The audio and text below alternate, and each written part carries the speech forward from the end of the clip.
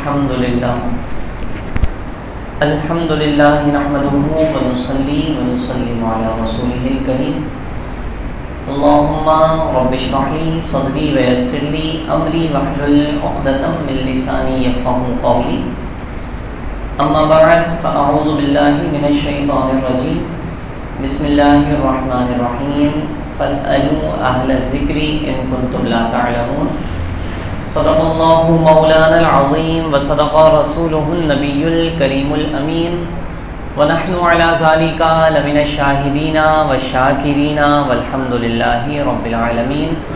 تمام احباب بآواز بلند درود پاک کا نذرانہ پیش کیجیے۔ اللہم صلی علی سیدنا و مولانا محمد معدن الجود والکرم وعلی آلہ واصحابہ وبارک وسلم صلاۃ و سلام علیک یا سیدی یا رسول اللہ صلی اللہ علیہ وسلم۔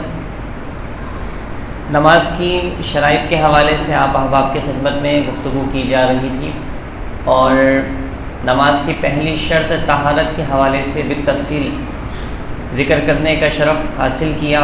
آج مزید کچھ شرائط کے حوالے سے آپ کی خدمت میں ذکر کرنے کی سعادت حاصل کروں گا۔ نماز کی پہلی شرط تو آپ جان گئے کہ طہارت ہے، اور طہارت کیا ہے، اس کے حوالے سے کیا مسائل ہیں، تو وہ تمام ذکر کیا۔ اب دوسری شرط نماز کی ہے ستر عورت۔ ستر عورت کہتے ہیں نمازی کا وہ جسم کا حصہ جس کو چھپانا ضروری ہے، اس کو چھپا کر نماز ادا کرنا، یہ ستر عورت کہلاتا ہے۔ مرد کا ستر کیا ہے؟ ناف سے لے کر گھٹنوں تک کا حصہ یہ مرد کا ستر ہے۔ ناف ستر میں شامل نہیں ہے لیکن گھٹنا جو ہے وہ ستر میں شامل ہے۔ اسی طریقے سے عورتوں کا ستر کیا ہے؟ تو عورتوں کا ستر سماعت فرما لیجئے، ہتھیلی، دونوں ہاتھ کلائی تک، چہرہ اور دونوں قدم کے علاوہ پورا جسم عورت کا ستر ہے۔ بال بھی عورت کے ستر میں شامل ہیں، کان بھی عورت کے ستر میں شامل ہیں۔ مرد کا ستر بھی آپ نے سماعت فرما لیا، عورت کا ستر بھی سماعت فرما لیا۔ تو اگر کوئی شخص نماز میں جان بوجھ کر اگر اپنا ستر کھولے گا تو کھولتے ہی نماز ٹوٹ جائے گی، اور اگر کسی کا ستر غلطی سے کھلا رہا تو اب ایسی صورت میں 3 دفعہ سبحان اللہ کہنے کی مقدار تک اگر وہ ستر کھلا رہا تو نماز ٹوٹ جائے گی۔ وہ اپنے ذوم میں نماز پڑھتا رہے لیکن اس کی نماز قابل قبول نہیں ہوگی۔ یہاں ایک بات یہ سماعت فرما لیجئے کہ جو ہم سے سوالات کیے گئے لڑکے نوجوان حضرات ذرا اس بات کو بالغور سماعت فرمائیں کہ آج کل ہمارے یہاں پینٹیں جو ہیں نا وہ شارٹ پینٹیں چل رہی ہیں، اور وہ بالکل یہاں یہ ہڈی ہوتی یہاں پر باندھتے ہیں۔ شرٹ جو ہے وہ چھوٹی ہوتی ہے، پینٹ بھی چھوٹی ہوتی، سجدے میں جاتے ہیں تو اب ایسی صورت میں ستر کھل جاتا ہے۔ اب اگر کوئی شخص 3 دفعہ سبحان اللہ کہنے کی مقدار تک اس کا ستر کھلا رہا تو اس کی نماز ہی نہیں ہو رہی۔ اب وہ سمجھ رہا ہے میں نماز پڑھ رہا ہوں، تو اس کا خیال کیجئے۔ اسی طریقے سے گھٹنے میں نے کہا کہ ستر میں شامل ہیں، تو بعض حضرات جو ہیں وہ اس کا خیال نہیں کرتے اور وہ گھٹنے کھول کر رکھتے ہیں۔ یاد رکھیے کہ ستر کا چھپانا صرف نماز میں ہی ضروری نہیں ہے بلکہ نماز کے علاوہ بھی چھپانا ضروری ہے۔ ہمارے یہاں نوجوان حضرات یا ویسے ہی بڑی عمر کے یا مرد حضرات ادھیڑ عمر کے لوگ جو ہیں وہ اپنی شلوار کو گھٹنوں سے اوپر کر کے بیٹھے ہوئے ہوتے ہیں، یا کچھ لوگ تہمت باندھتے ہیں تو تہمت جو ہے نا وہ گھر میں ہی بیٹھے ہیں نا، تو تہمت باندھے تو گھر میں بیٹھے ہیں تو گھٹنے کھول کر ران ظاہر ہو رہی ہے، گھٹنے ظاہر ہو رہے ہیں اور وہ بیٹھے ہوئے ہیں۔ تو یہ اگر کوئی اس طرح گھر میں ہی اپنا ستر ظاہر کرتا ہے، بعض لوگ باہر گھر کے چبوتروں پر بیٹھے ہوتے ہیں اس طریقے سے، پائنچے وہ اوپر چڑھا کر، رانوں تک پائنچے چڑھا کر، اور وہ بیٹھے ہوتے بے فکر ہو کر، تو اس انداز میں جو ایک لمحے کے لیے بھی اپنا ستر کھولے گا تو وہ سخت گناہ گار ہوگا، اس کا خیال رکھنا چاہیے۔ اسی طرح خواتین جو ہیں، جس طرح مرد اگر ستر کھولے گا تو وہ گناہ گار ہوگا، اسی طرح اگر عورتیں بھی ستر کھولیں گی تو وہ گناہ گار ہوں گی۔ عورتوں کا سطر غیر محرم کے لیے تو عورتوں کو سر سے لے کر پاؤں تک پورا اپنے آپ کو چھپانا ضروری ہے. ہاں چہرہ، ہتھیلی اور قدم یہ سطر میں شامل نہیں ہے، لیکن افضل یہی ہے کہ چہرے کو بھی چھپایا جائے، ہاتھ کو بھی چھپایا جائے. پہلے یہ ہوتا تھا کہ چہرے سے فتنہ نہیں ہوتا تھا، اس لیے چہرے کو کھولنے کا حکم دیا، لیکن آج کا دور ایسا ہے کہ عورت کا چہرہ بھی باعث فتنہ بن سکتا ہے. تو اس لیے خواتین کو چاہیے کہ وہ جب اپنے گھروں سے نکلیں تو وہ سطر پوشی کر کے، یہاں تک کہ اپنا چہرہ، اپنا ہاتھ، اپنا پاؤں مکمل طور پر کور کر کے پھر نکلیں. حدیث پاک کا مفہوم ہے کہ جو عورتیں، یہاں جتنے بھی مرد حضرات بیٹھے ہیں ان کو چاہیے کہ وہ جن کی عورتیں ان کے ماتحت ہیں تو وہ اگر اس حوالے سے اپنی بیٹیوں کی، اپنی بہنوں کی، اپنی اہلیہ کی فکر نہیں کریں گے تو حدیث پاک میں ان کو دیوس کہا گیا ہے. دیوس کا معنی اگر آپ اردو میں کریں نا تو اس کو بغیرت کہا گیا ہے. فرمایا کہ جو عورت غیر مرد کے سامنے اپنے حسن کا اظہار کرے اور اس مرد کو اس پر ذرہ برابر بھی کوئی حیا نہ آئے تو فرمایا کہ ایسا شخص دیوس یعنی بغیرت ہے، دیوس ہے. تو اب یہ نبی علیہ الصلوۃ والسلام جیسے میٹھی زبان بولنے والے ہستی نے جب اس طرح کا الفاظ استعمال کیا تو آپ سمجھ سکتے ہیں کہ کتنی سخت بات ہے. تو یہاں بالغور میں آپ کی خدمت میں، اگرچہ یہ میرا عنوان نہیں ہے لیکن میں پھر بھی آپ کی خدمت میں توجہ دلانا چاہتا ہوں. شادیوں میں جو ہمارے یہاں خواتین بن سنور کر نکلتی ہیں نا، اور مردوں کو اس پر کسی قسم کی کوئی پریشانی اور تکلیف اور شرم نہیں آتی، تو پھر وہ اپنے ایمان کا محاسبہ کر لے اور اپنی غیرت کی فکر کرے. تو اس کی فکر ہونی چاہیے ہم سب کو. کیا خیال ہے آپ کا؟ جیسے مولویوں پر ہی شریعت کے احکام لاگو ہیں، ہر مسلمان پر شریعت کے احکام لاگو ہیں. تو اس لیے ان چیزوں کو بالضرور خیال کرنا چاہیے. میں یہاں پر یہ بات ذکر کرنا چاہتا ہوں، بھائی دیکھیں ٹی وی پر، فلموں میں، ڈراموں میں جو خواتین بے پردہ ہو کر آتی ہیں تو آپ تو ان کو اچھا نہیں سمجھتے، کہتے ہیں کہ دیکھو کیسی بے حیائی کا مظاہرہ کر رہی ہے اور بغیر دوپٹے کے اور بال کھول کر زیب و زینت کا اظہار کر رہی ہے. ان کو تو آپ برا سمجھتے ہیں، لیکن یہی عمل جب شادیوں میں آپ کی بہنیں، آپ کی بیٹیاں کر رہی ہوتی ہیں تب آپ کا غیرت کے جنازے نکل جاتے ہیں، تب ہمیں پتہ ہی نہیں چلتا، فکر نہیں ہوتی پھر.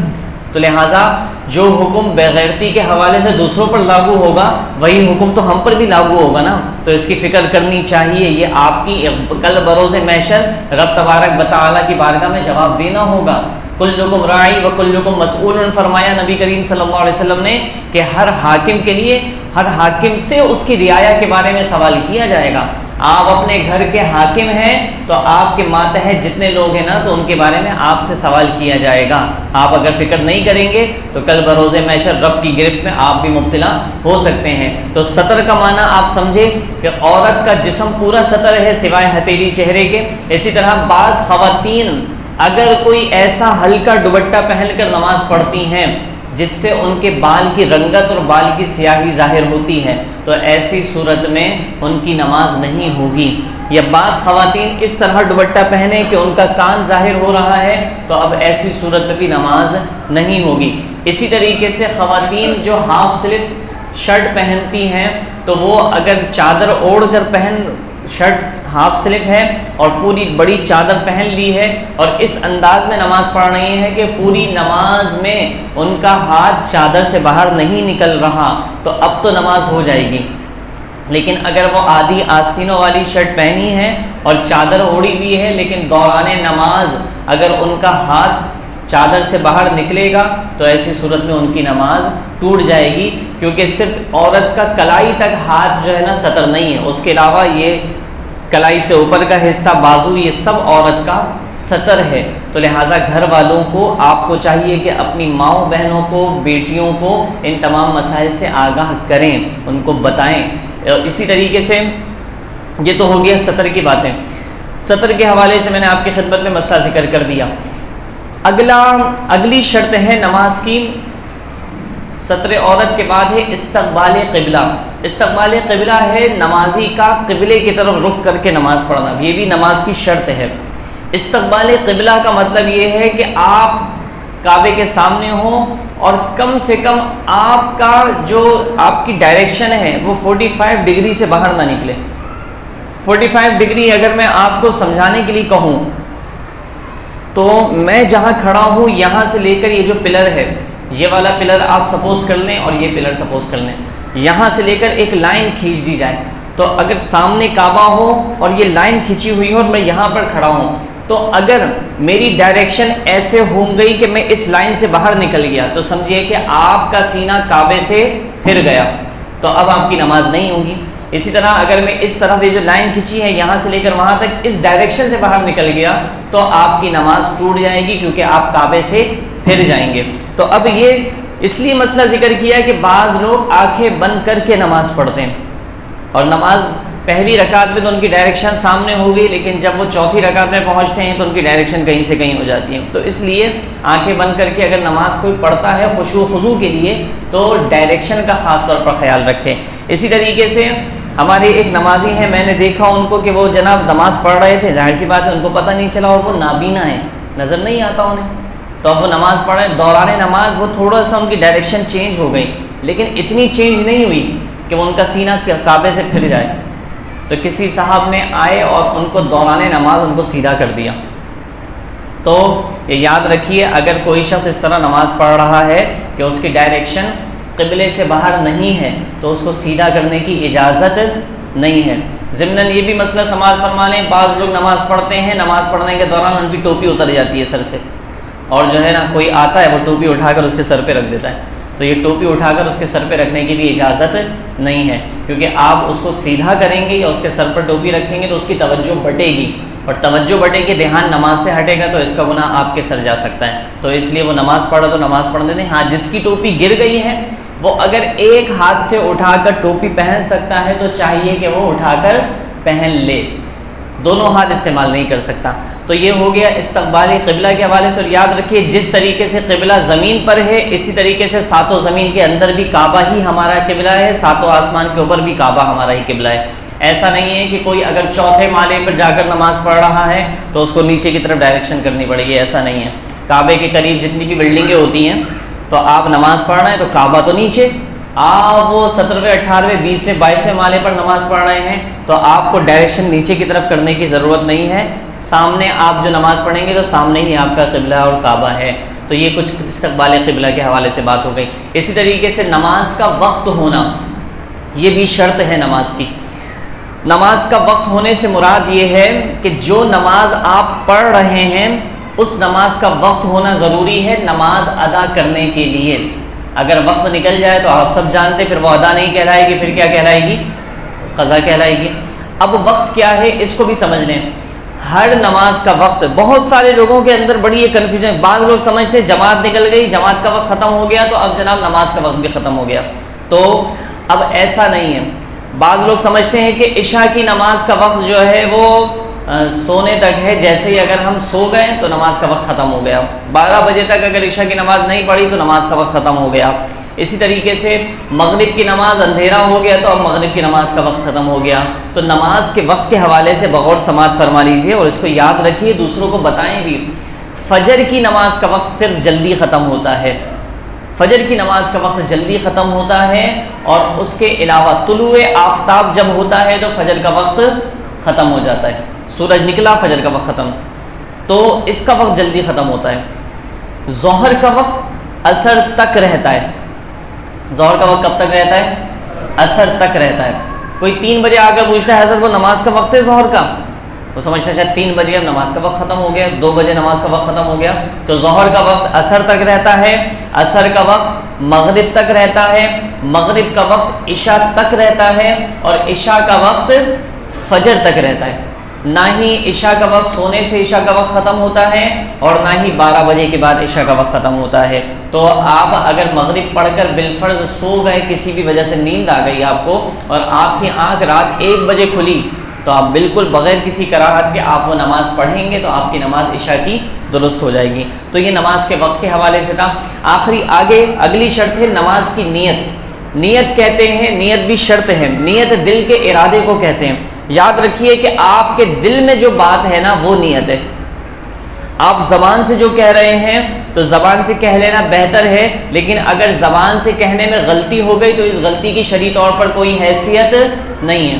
مثال کے طور پر آپ پڑھ رہے تھے ظہر کی نماز 4 رکعت فرض، اور آپ کے دل میں بھی یہی نیت تھی کہ میں 4 رکعت ظہر پڑھ رہا ہوں، لیکن آپ نے زبان سے نیت کری کہ نیت کرتا ہوں میں 4 رکعت فرض، منہ میرا کعبہ شریف کی طرف، واسطے اللہ تعالیٰ کے وقت عصر پڑھ کون سی رہے تھے؟ ظہر، زبان سے کیا کہہ دیا؟ عصر، تو نماز آپ کی ہو جائے گی، نماز ہو جائے گی۔ کیوں؟ کیونکہ آپ کے دل میں حقیقت میں جو نماز پڑھ رہے تھے وہی آپ کے دل میں نیت بھی تھی، زبان سے آپ نے غلطی کر دی تو اس غلطی کا کوئی اعتبار شرعی طور پر نہیں ہے۔ تو سمجھ گئے آپ؟ اسی طریقے سے نیت کا کامل ہونا کیا ہے؟ نیت کیسے پتہ چلے گا کہ میری جو نیت ہے صحیح ہے؟ وہ اس طریقے سے آپ نے جیسے ابھی عصر کی نماز پڑھی ہے نا، کون سی نماز پڑھی ہے؟ عصر پڑھی ہے، سلام پھیرنے کے بعد آپ سے کسی نے پوچھ لیا کہ حضرت کون سی نماز پڑھی ہے، تو آپ اگر سوچتے رہے کہ یار کون سی پڑھی ہے، تو آپ کی نماز نہیں ہوئی۔ سمجھ رہے ہیں؟ نماز نہیں ہوئی۔ کیوں؟ کیونکہ آپ کو پتہ ہی نہیں تھا کہ آپ نے نیت کیا کی ہے۔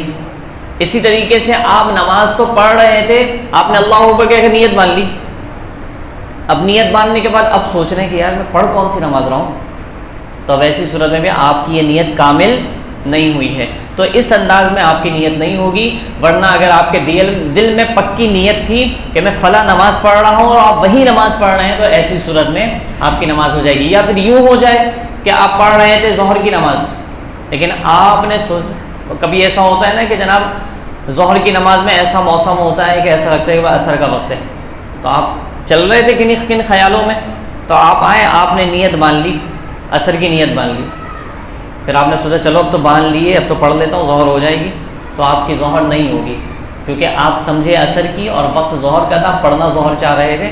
تو یہ مطلب ہے نیت کا۔ نیت کہتے دل کے ارادے کو۔ یہ ہمارے یہاں لوگوں کے اندر اتنی کنفیوژن ہے کہ جس کی کوئی انتہا نہیں، وہ دل کے ارادے کو ہی نہیں سمجھتے کہ میرا ارادہ کیا ہے، تو جو اپنے دل کی بات کو نہیں سمجھ سکے گا وہ کسی کے دل کی کیا بات سمجھے گا؟ تو لہٰذا اپنے دل کی کنڈیشن کو درست کرنے کی صورت ہے ہمیں۔ بہرحال تو یہ ساری صورتحال جو ہے نا نماز کی شرط کے حوالے سے، نماز آخری شرط ہے تکبیر تحریمہ۔ کون سی شرط ہے؟ تکبیر تحریمہ۔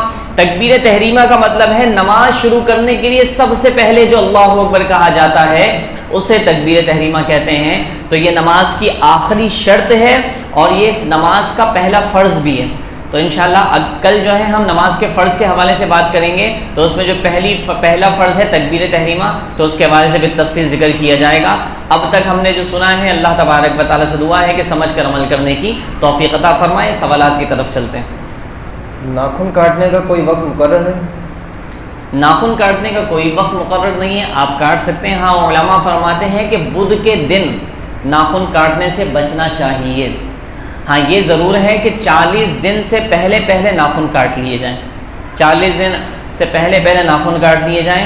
اسی طرح ضمن میں یہ بھی ذکر کر دوں کہ عید کے دنوں میں ہم جو ہے جو قربانی کرتے ہیں وہ ناخن نہیں کاٹتے، تو وہ افضل ہے، مستحب ہے کہ ناخن چاند دیکھنے سے لے کر قربانی تک ناخن نہ کاٹے جائیں۔ لیکن اگر چاند دیکھنے سے لے کر قربانی تک ناخن کاٹنے میں 40 دن سے زیادہ ہو جائیں گے تو پھر اب چاہیے یہ کہ وہ ناخن کاٹ لیں۔ تو بدھ والے دن ناخن کاٹنے سے منع فرمایا ہے۔